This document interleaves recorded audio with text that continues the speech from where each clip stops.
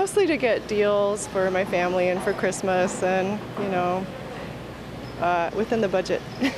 So far, spent $1,100, and the baby's already done taken care of, the wife's taken care of, and family's taken care of, so now it's time to buy my Christmas. I mostly find things for myself. Clothing items, socks, sweaters, stuff like that. But we've done pretty good. We've got some Christmas shopping done, so we're pretty happy about that.